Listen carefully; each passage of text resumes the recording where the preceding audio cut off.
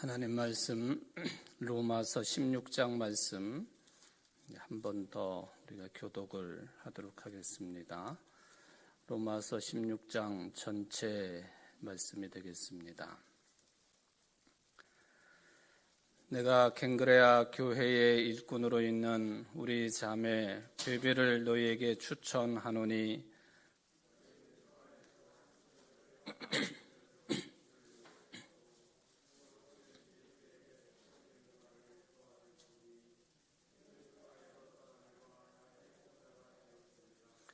너희는 그리스도 예수 안에서 나의 동역자들인 브리스가와 아굴라에게 문안하라.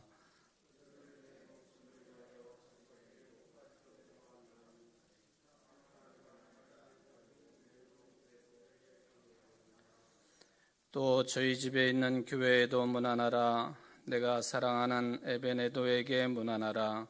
그는 아시아에서 그리스도께 처음 맺은 열매니라.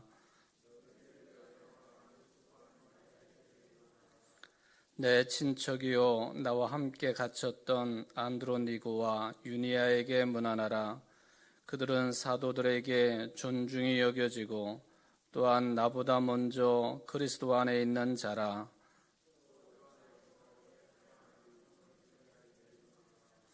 그리스도 안에서 우리의 동역자인 우르바노와 나의 사랑하는 수다구에게 문안하라.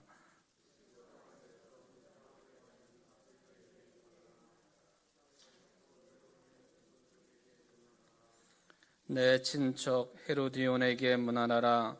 나기수의 가족 중 주 안에 있는 자들에게 문안하라.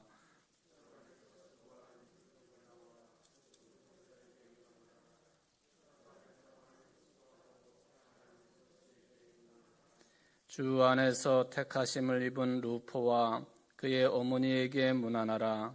그의 어머니는 곧 내 어머니니라.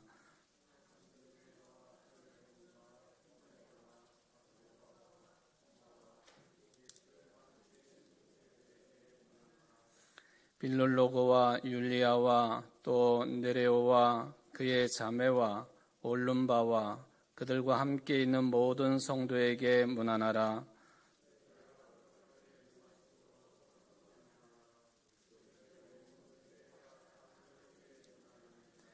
형제들아, 내가 너희를 권하노니 너희가 배운 교훈을 거슬러 분쟁을 일으키거나 거치게 하는 자들을 살피고 그들에게서 떠나라.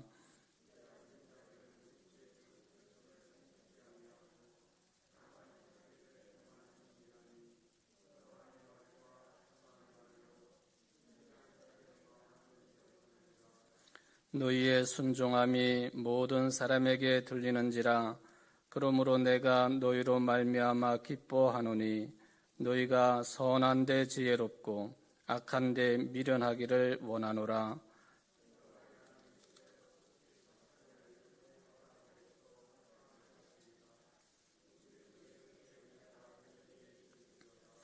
나의 동역자 디모데와 나의 친척 누기오와 야손과 소시바더가 너희에게 문안하느니라.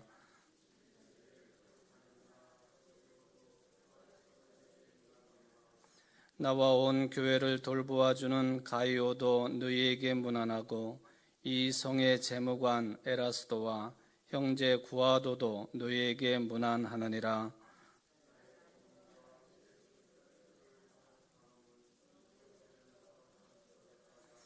이제는 나타내신 바 되었으며 영원하신 하나님의 명을 따라 선지자들의 글로 말미암아 모든 민족이 믿어 순종하게 하시려고 알게 하신 바 그 신비의 계시를 따라 된 것이니 이 복음으로 너희를 능히 견고하게 하실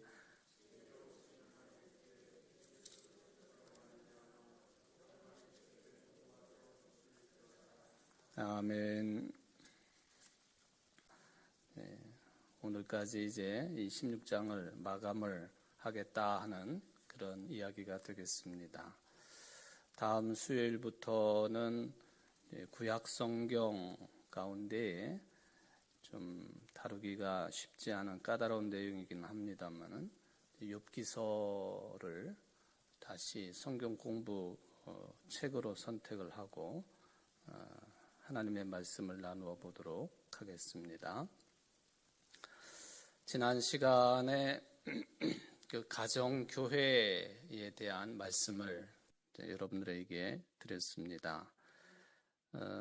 가정교회, 이게 교회가 처음 출발할 때는 당연히 가정교회 형태로 출발을 할 수밖에 없었다 하는 것은 우리 모두가 인정을 하고, 또 교회가 출발할 때의 전체적인 상황이, 특별히 이제 정치적인 상황이 로마의 지배를 받고 있었던 예루살렘, 또 유대 땅, 팔레스틴 지방, 그뿐만 아니라 지중해 연안의 대부분의 나라들이 이제 로마의 지배하에 있었기 때문에 이것이 처음부터 아주 큰 규모로, 그리고 대단한 조직을 가지고 시작할 수가 없었던 상황이다 하는 것을 이제 생각을 해볼 수가 있겠습니다.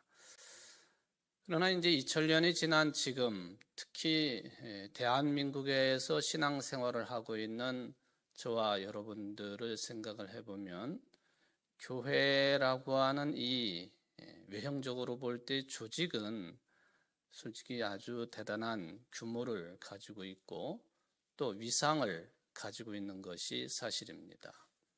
최근에 코로나19 상황 속에서 한국의 교회 위상이 저 밑으로 떨어진 것도 사실이지만, 그래도 여전히 교회는 교회이고, 또 인간들의 실수와 잘못, 이런 것으로 교회에 대한 판단이 이전보다는 사뭇 달라진 것도 사실이지만, 이제 교회는 교회다 하는 것을 생각을 해봅니다.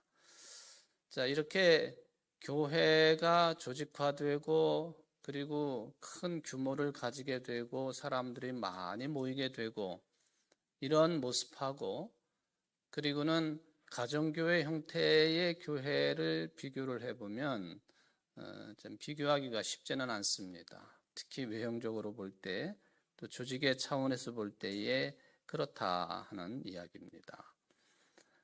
지금의 교회들은 예배도 질서 있게 장엄하게 드릴 수 있고, 또 이런 예배를 도울 수 있는 그런 형편이 2000년과 비교해 볼 때는 전혀 다른 상황이다 하는 것을 알 수 있습니다. 저한테 만약에 그 찬송을 부르거나 예배를 인도하고 설교를 하는데, 이 악기가 없이 피아노든 오르간이든 이런 그 악기들의 도움 없이 찬송을 부르라거나 예배를 인도하라 그러면은 아마 거의 못할 것 같아요. 쉽지 않은 그런 이야기죠. 근데 사실 첫 교회를 생각해 보면은 그런 게 어디 있었겠습니까? 혹여나 무슨 악기를 동원한다 할지라도 자기들이 기존에 전통적으로 가지고 사용을 했던 악기들을 가지고 북치듯 그렇게 하면서 찬송을 불렀는지 모르지만은, 찬송이라고 하는 것조차도 지금처럼 악보가 잘 짜여 있어 가지고 거기에 가사를 붙이고 이런 거는 아니었단 말이죠. 그러니까 이것을 생각해 보면은 지금의 교회가 훨씬 더 조직적이고, 또 예배도 장엄하게 드릴 수 있고, 또 모든 활동들도 이제 이전하고는 다른 차원에서 할 수 있는 그런 일종의 그 공교회로서의 모습을 많이들 가지고 있습니다. 물론 지금도 21세기이지만은 복음의 영향력이 뒤떨어져 있는 그런 지역에 선교사들이 활동을 하는 그런 장면들을 생각을 해보면 2000년 전에 가정교회 형편, 오히려 그것보다 더 좋지 않은 그런 형편 가운데에서 복음을 전하는 오지의 선교사들의 활동도 살펴볼 수는 있겠습니다. 이 지금의 교회가 가질 수 있는 장점이 있다 한다면, 초대교회 또는 가정교회가 가질 수 있었던 신앙적인 역동성, 또 형식은 없지만 형식주의에 빠지지 아니하고 아주 역동적인 예배를 드릴 수 있었던, 또 신앙의 활동을 할 수 있었던 가정교회의 장점도 우리는 놓쳐서는 안 될 것이다 하는 것을 생각을 해봅니다. 앞으로 우리 이 교회들이, 특히 개신교회가 어떤 성격을 가지는 교회들이 될 거냐에 대한 논의가 참 많은 것이고, 그리고 이 코로나19 상황을 맞으면서 더 그런 논의들이 아주 심각하게 활발하게 벌어지고 있는 게 사실입니다. 가정에서 예배를 드린다고 하는 것, 이게 어떤 그 면을 가지고 있을 수 있고 또 어떤 의미가 있을 수 있겠느냐 하는 그런 차원이죠. 지난번 당회 때도 잠깐 언급을 했습니다마는 이 가톨릭은 아예 매 미사 때마다 성찬을 베푸니까 거기는 당연히 그렇게 해야 되는데, 우리로서는 1년에 몇 차례 베풀게 되는 성찬을 지금 1년 이상을 베풀지 못하고 성도들은 받지 못하고 있단 말이죠. 이런 상황을 특히 이 개신교회들은 상당한 고민을 가지고 있는 게 사실입니다. 어떻게 하면 좋을까? 근데 최근에 유럽을 중심으로 해서 이 성찬에 관한 부분들, 예를 들면은 이 성찬, 주님의 몸과 피를 상징하는 이것을 교회 바깥으로 가지고 나갈 수 있느냐, 즉 이것을 들고 각 가정에 가서 성찬을 모실 수 있느냐 하는 이런 문제들이 집중적으로 검토가 되었던 것 같아요. 우리나라도 그런 검토가 있기는 하지만 우리나라보다도 거의 2000년 앞선 기독교 역사를 가지고 있는 유럽 지역의 교회들이 이런 고민을 하면서 내린 결론은 뭐냐 하면은 성찬은 교회 바깥으로 들고 나갈 수는 없다. 이게 이제 결론입니다. 그렇게 정리가 되는 것 같아요.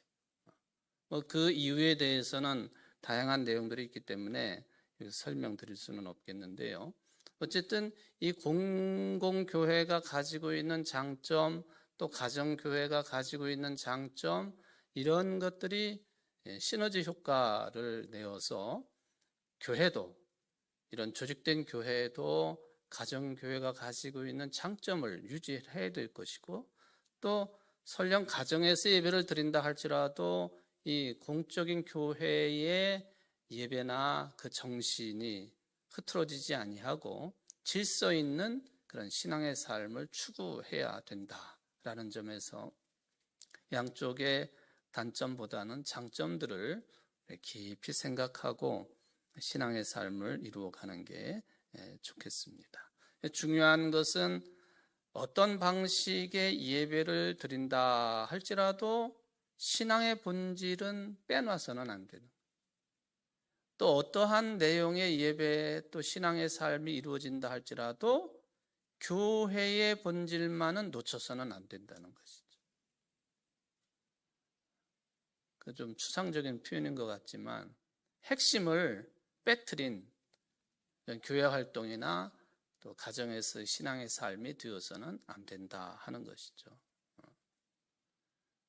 이 점을 좀 말씀을 드릴 수가 있겠습니다. 교회의 일치를 훼손시키지 않는 방향으로도 나가야 된다. 유명한 사도 바울의 고린도전서 12장 7절 말씀에 보면 성령의 역사, 성령의 역할, 성령께서 하시는 일, 또 따라서 성령을 받은 사람들이 추구해야 될 아주 중요한 방향성이 있으니 그게 뭐냐 하면은 성령 받은 사람들은 개인의 유익을 위해서 성령 받은 것이 아니고 공동의 유익을 위해서 성령을 받은 것이다 하는 이야기. 우리 개역개정판에는 그냥 유익이라고 표현되어 있지만 새번역 성경도 그렇고 공동번역도 그렇고 또 루터가 번역한 성경도 그렇고 모두 다 공동의 유익을 위한 역사가 성령의 역사로 되어 있습니다.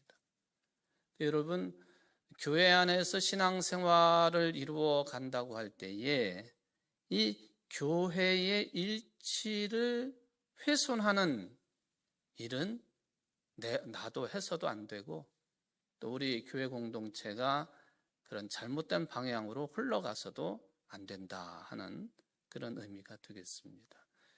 교회는 머리이신 예수 그리스도 주님을 중심으로 해서 우리 모두 다가 하나씩 하나씩의 지체로서의 역할을 감당하고 있으니, 사도 바울이 말한 것처럼 이 지체가 저 지체가 쓸데없다 하거나 또 뭐 필요 없다 하거나 무시를 하거나 또 자랑하거나 하는 이런 현상은 필히 교회 일치를 훼손시키는 일들이기 때문에 성령의 역사를 언급하면서 공동의 유익을 구하는 것이어야 된다.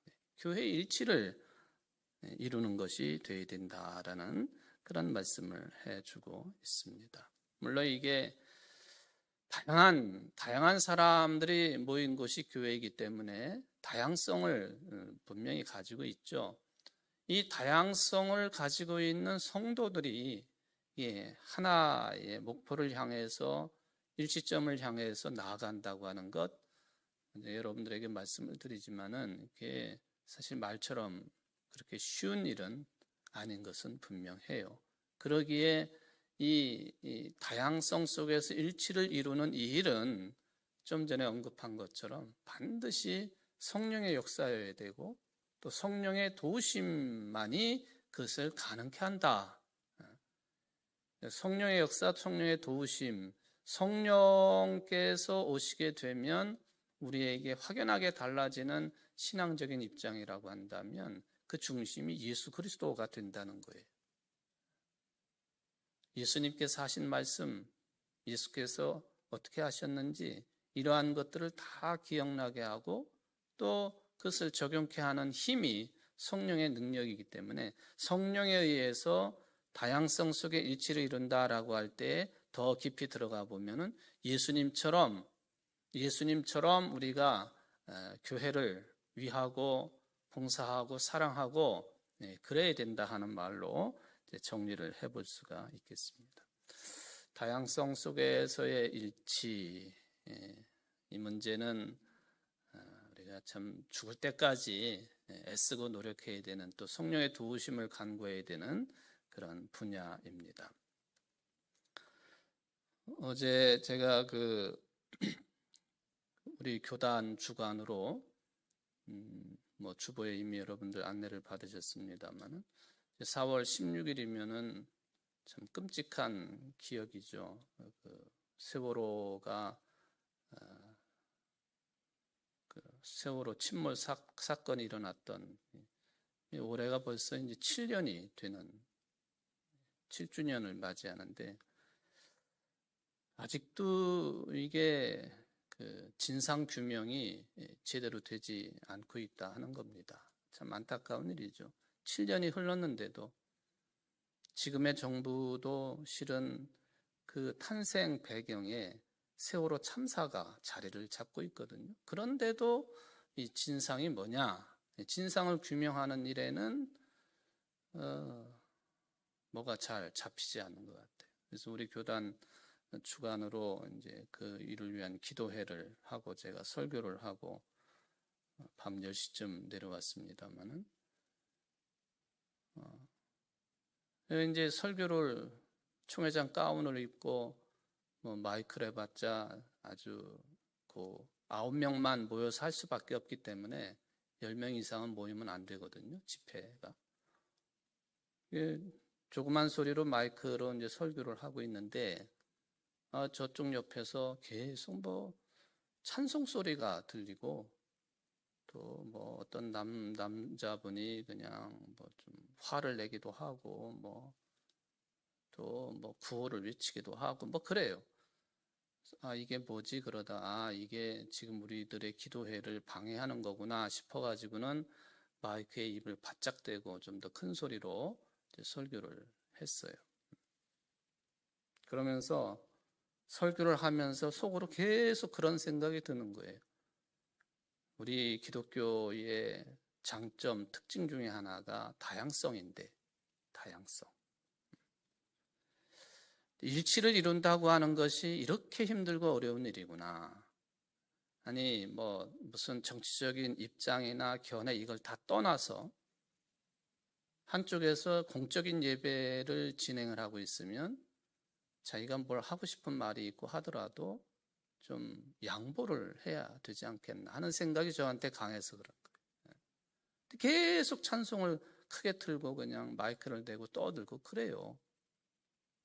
우리 한국의 개신교회, 기독교의 모습이 이런 거다. 좀 물론 상황도 씁쓸한 내용의 기도였지만은 그런 상황을 보면서 다양한 것들 가운데에서 일치를 이룬다고 하는 이 성령의 역사에 대한 해석이 저렇게도 서로 입장이 다르니라고 하는 그런 씁쓸한 생각을 하게 되었습니다.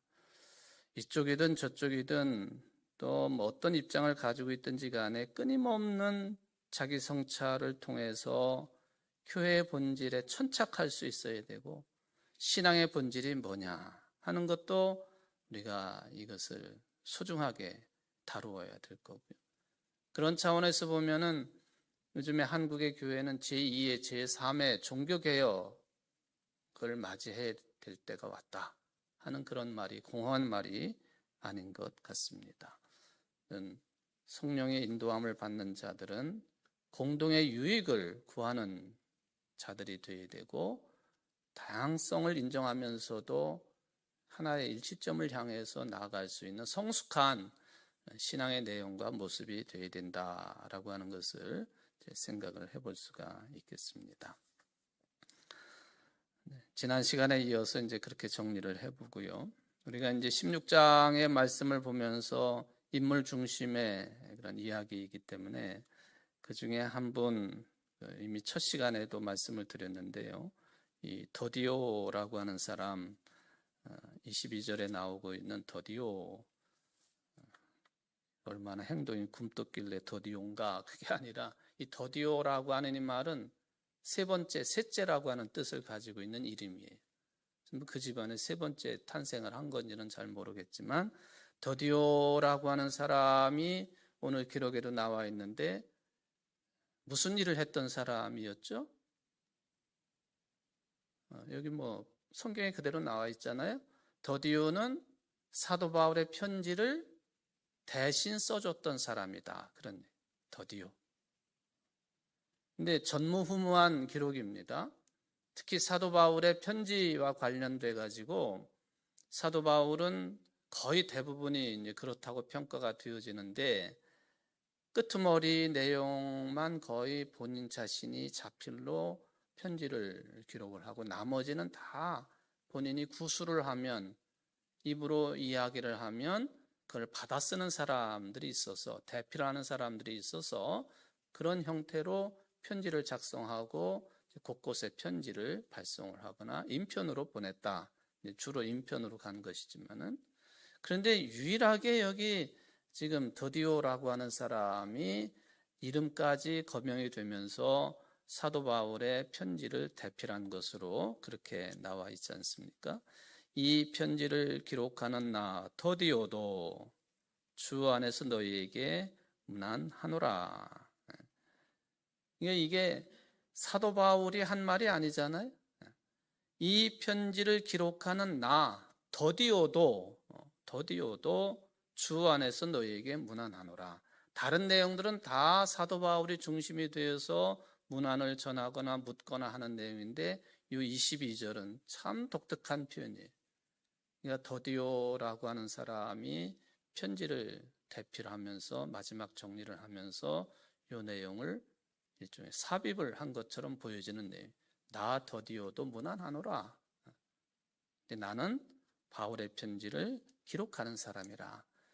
구약의 입장에서 보면 예수님 시절에도 그런 일을 하는 사람들이 있었는데 주로 이런 일을 하는 사람들을 성경과 관련된 일을 하는 사람들을 우리가 서기관이라 그렇게 부르지 않습니까? 그 역할이 굉장히 중요한 것이죠. 우리나라가 가지고 있는 유네스코에 등재가 된 문화재 가운데요. 조선시대 때 관련된 그런 문건 중에 보면은 조선 왕조 실록이라고 있죠. 왕에 관한 모든 내용들을 빠짐없이 다 기록을 해놓은.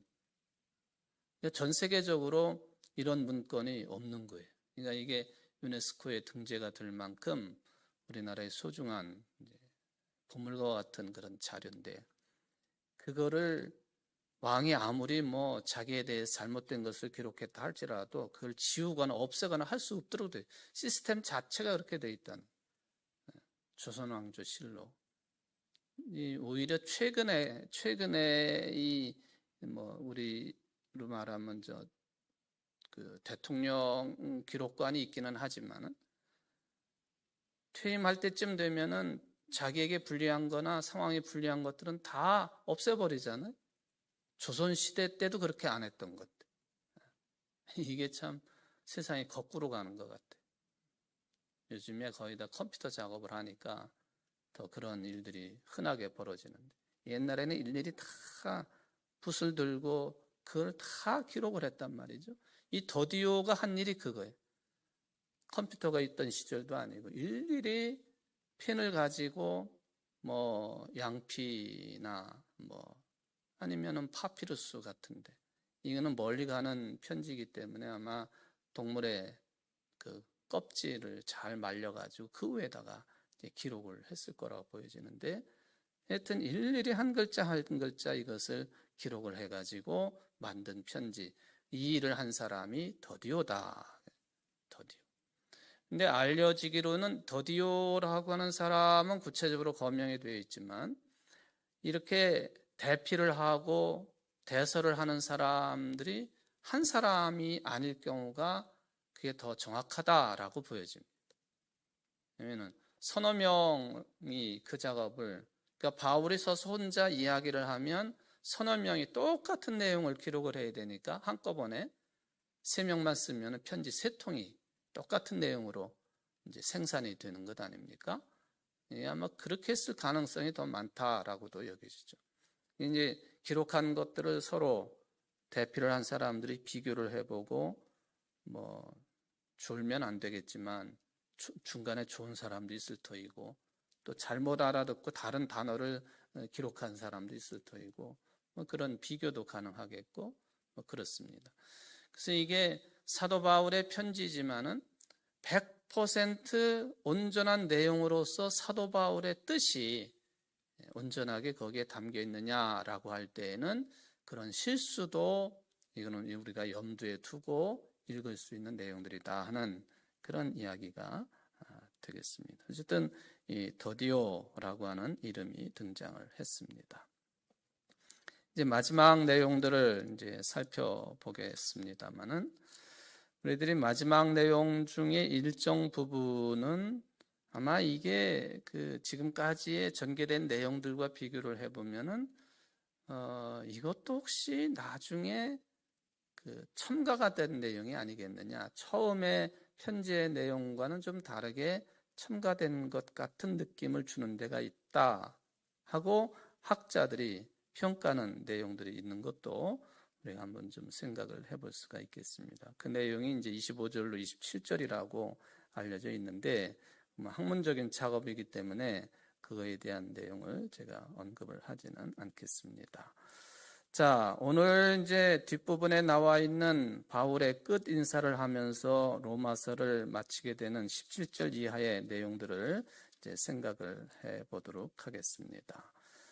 예수 그리스도께 영광을 돌려드리면서 편지를 끝내게 되는 것인데, 그 중에 이제 독특하게 좀 살펴볼 수 있는 내용 중에 하나는 뭐냐 하면은, 그러니까 전반적으로 보면은 복음의 가르침을 거슬러서 분쟁을 일으키는 사람들, 이런 사람들은 피하라고 그럽니다. 복음의 가르침을 거스를 뿐만 아니라 분쟁을 일으키는 사람들은 피해라. 이게 적극적인 요청이에요. 해도 되고 안 해도 되고 그런 게 아니라 피해야 된다. 복음을 거스르는 것 아주 중요한 잘못이죠. 또 분쟁을 일으키는 당사자가 된다고 하는 것, 이것도 일치를 이루어야 되는 교회 생활 속에서는 금해야 되는 그런 모습이 아니겠습니까? 그러기 위해서는 선한 것에는 지혜로워야 되고 악한 것에서는 미련해야 된다. 지혜와 미련이라고 하는 두 단어가 활용이 되고 있는 것을 볼 수가 있겠습니다.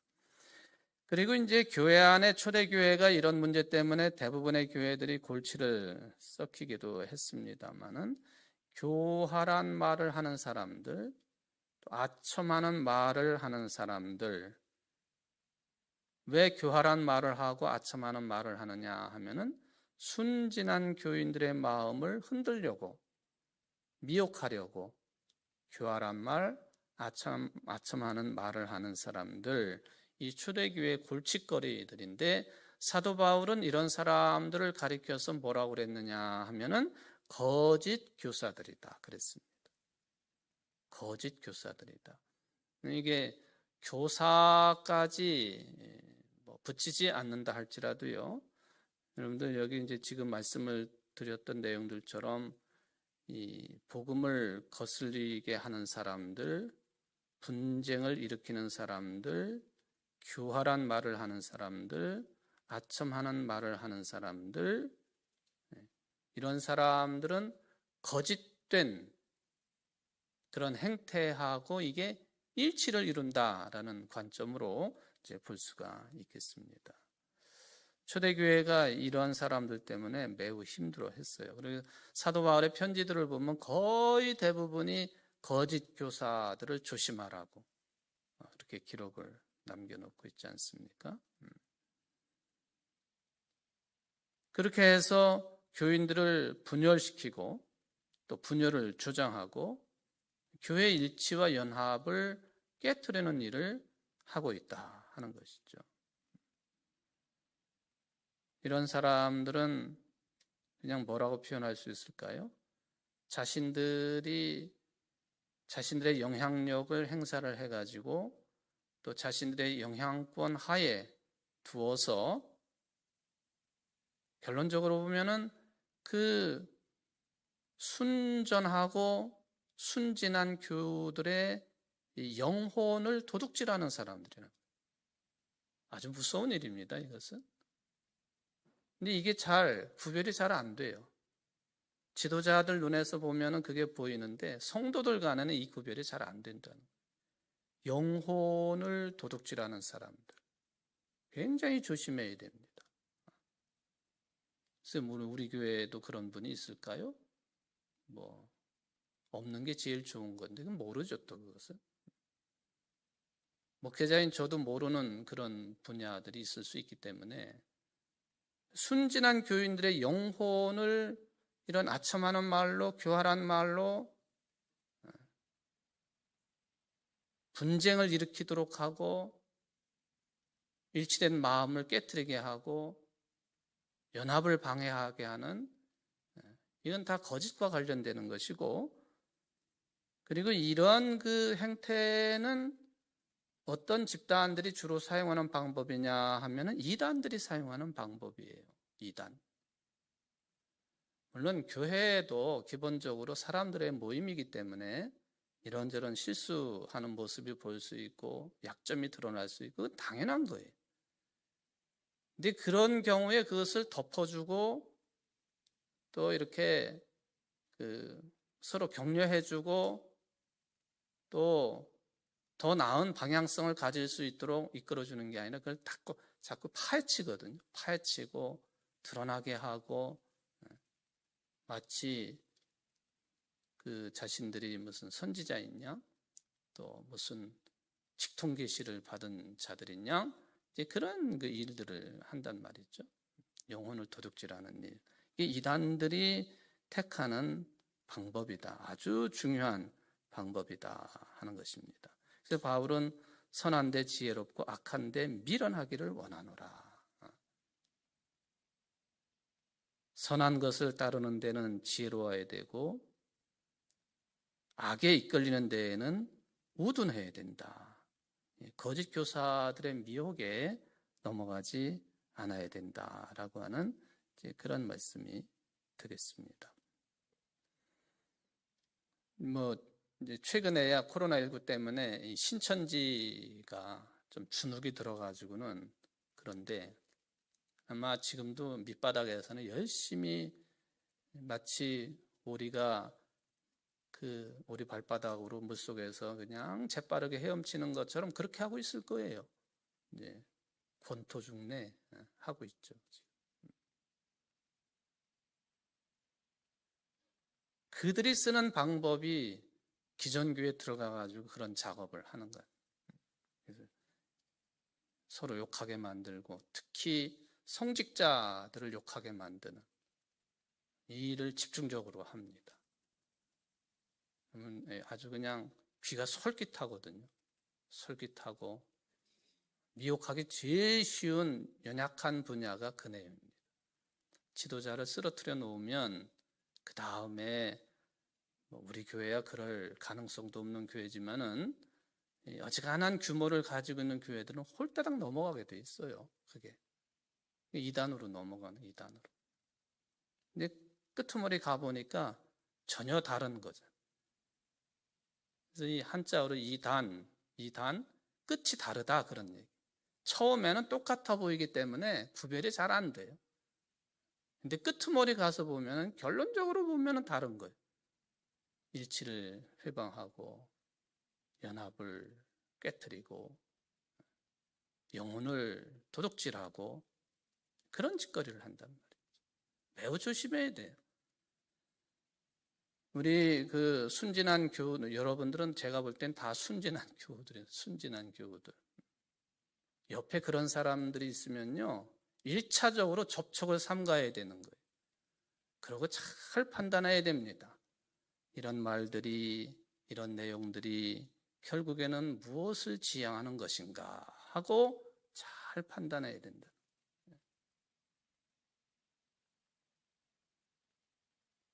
특히 수요 성경 공부 시간 같은 시간이니까 이런 말씀을 드립니다만은 저를 중심으로 놓고 이야기하는 게 아니라 특히 목회자에 대해서 험담을 하는 그 내용에 대해서는 귀 기울이는 것을 좀 조심해야 돼요.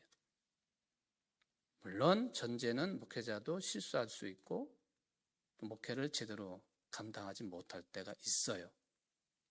그럴 때는 할 수 있는 일은 기도하는 일이고 오히려 더 격려하고 힘을 주는 일이어야지 그것을 파헤치고 비난하고 또 혼자만 그런 생각을 하는 게 아니라 집단으로 그것을 드러내고 마치 무슨 대장이 되는 것처럼 그런 식으로 그것을 언급을 하고 지적질을 하고 하는 거 이거 아주 좋지 않은 거예요. 그러니까 우리 순진한 교인들은요 그게 처음에는 잘 모르거든요. 나를 위해서 기도해 주는 것 같고 좋은 말을 해주는 것 같고 그런데 결국 이렇게 들어가다 보면은 그런 방향성을 가지게 되고 끝이 다른 모습을 그때는 헤어나기 어렵다는 거죠. 그때는 헤어나기 어렵게 되어 있다. 왜? 1차적으로 인간관계가 깊이 맺어지기 때문에 헤어나기 어려운 거예요. 신앙은 둘째 문제입니다. 그렇게 되면은 지금 여기 사도 바울이 로마 교인들에게도 당부하는 내용이 그런 흐름을 가지고 있어요. 근데 그런 사람들이 또 많이 주장하는 게 뭐냐면 다 성령님이 시켜서 한다고 그래요. 하나님께서 말씀하셨다고 그러고 다 그러거든요. 그러니까 이게 혹할 수밖에 없는 거죠. 나한테는 성령님이 직접 말씀하시지 않는데 나한테는 하나님이 직접 말씀하시는 게 없는데 이게 참 대단하다. 대단한 거 하나도 없습니다. 자, 선한 것을 따르는 데는 지혜로워야 되고 악에 이끌리는 데에는 우둔해야 된다. 거짓 교사들, 거짓말을 하고 영혼을 파괴하고 도둑질하는 사람들을 미혹에 넘어가지 말아야 되고 조심해야 된다 하는 그런 내용, 매우 중요한 내용이죠. 한 사람만 더 또 언급을 해봅시다. 여기 이제 23절에 보면요. 나와 온 교회를 돌보아주는 가이오도 너에게 문안하고, 그 다음 사람인데 이 성의 재무관 에라스도라고 하는 인물이 이제 등장을 합니다. 특히 에라스도라고 하는 사람이 사회적인 직위가 성의 재무관이라. 그러니까 고린도시의 재무관이라는 거죠. 로마에 보내는 편지이기 때문에 이 성, 이 고린도 성을 말하는데, 고린도 성의 재무관, 이게 재무관이 하는 일이 뭔지는 여러분들이 쉽게 알 수가 있겠고요. 그러니까 도시의 모든 물적 자산, 재산을 관리하는 사람, 엄청난 힘을 가지고 있는 사람이라고 볼 수 있죠. 시청이나 도청이나 요즘에 직제를 어떻게 부르는지 저는 잘 모르겠습니다. 예를 들면은 재무과, 회계과, 그렇게 되나요? 우리 권사님 그렇죠? 요즘에도 권사님이 공직 생활을 하셨으니까 아주 중요한 역할을 감당하는 거죠. 물론 그 돈이 자기 돈 다루는 것은 아니지만은 공적인 돈을 다루는 아주 중요한 자리. 근데 2000년 전에 재무관이라고 그러면요, 지금하고는 상상할 수 없을 정도의 대단한 권력을 가지고 있는 사람이 여기 고린도 교회의 교인이라는 거예요. 에라스도라고 하는 사람. 그러니까 상당한 영향력을 끼친 인물이었다 하는 것이죠. 로마 교회도 제가 지금 이제 특별 새벽기도 기간인데 이 로마 교회와 관련된 몇몇 인물들을 언급을 했어요. 언제냐 하면은 바울의 그 순교에 관한 말씀을 드릴 때에 로마 교회에도 쟁쟁한 인물들이 참 많았었는데 외투 하나 없어가지고 벌벌 떨면서 감옥 생활을 하고 있는 바울을 직접적으로 도와줄 수 있는 그런 입장이 없었다. 제가 그 말씀을 드렸는데 고린도 교회에도 쟁쟁한 사람들이 꽤 있었다. 그 중에 하나가 에라스도이다라고 하는 것이죠. 바울의 직접적인 후원자일 뿐만 아니라 또 본인 자신이 바깥으로 선교 활동도 열심히 한 것으로 볼 수가 있겠고요. 또 고린도 교회뿐만 아니라 에베소에서의 바울 선교 사역을 돕기도 했다로 알려져 있습니다. 1930년에 고고학자들이 이 고린도 지역에서 비문 하나를 발견을 하는데 거기에 나타나는 인물이 에라스도였습니다. 에라스도. 무슨 내용이냐 하면은 에라스도가 자비로 이 고린도 지역의 도로 포장 도로를 만들었다 하는 그런 내용이에요. 이게 공적인 나라 돈이 아니라 자비로 고린도의 일정 부분의 도로 포장 작업을 해줬다는 거예요. 이 사람이 얼마나 큰 돈을 가지고 있었던 사람인가 하는 것을 알 수가 있겠는데, 그럼에도 불구하고 교만하지 아니하고 또 교회를 자기 뜻대로 좌지우지하는 그런 인물로 평가되는 것이 아니라, 여기 보면은 여기 그 앞에 나와 있는 내용하고 연결이 될 수도 있겠습니다만은 사도 바울의 복음 선교를 많이 도왔던 사람이고 본인 자신도 복음의 전도를 위해서 애를 썼던 인물이라고 그렇게 평가가 되겠습니다. 우리들이 교회 안에서의 신앙의 삶을 이루어 간다고 하는 것 참 기쁜 일이고 즐겁고 그런 일이죠. 근데 이제 오랜 세월 수십 년을 한 교회 신앙생활을 하다 보면은 이런저런 평가가 날 수도 있고, 그런데 오늘 바울이 로마서 16장 마지막 부분을 정리를 하면서 로마 교인들에게 부탁하는 말씀은 고린도 교회도 에베소 교회도 골로새 교회도 갈라디아 교회도 빌립보 교회도 우리 청주 제일교회도 해당이 되는 내용들이다라는 그런 생각으로 정리를 해보게 됩니다. 우리 모두 다 다양한 모습을 가지고 있는데 그럼에도 불구하고 교회는 항상 연합 정신이 충실해야 되고 일치를 향해서 항상 나가야 된다. 그게 성령의 역사다. 만약에 이것을 방해하면서 나는 성령의 역사 가운데 있다 말하면 거짓이에요. 여러분들이 늘 진실한 모습으로 주님의 몸된 교회를 잘 섬겨나가시는 분들 되시기를 주의 이름으로 축원을 드립니다. 기도하십시다. 고마우신 하나님 아버지, 다섯 번째 로마서 16장 말씀을 상고해 보았습니다.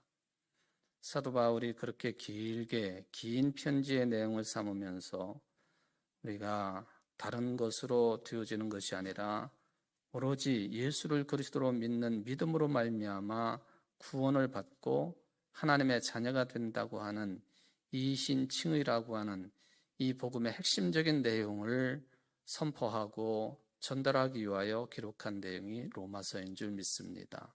그러면서 서로 안부의 인사를 묻고 또 복음 사역에 도움을 준 사람들을 귀히 여겨야 된다고 하는 것도 말씀을 하시고, 그리고 뿐만 아니라 조심해야 될 것이 무엇인지에 대해서도 말씀을 해 주셨습니다.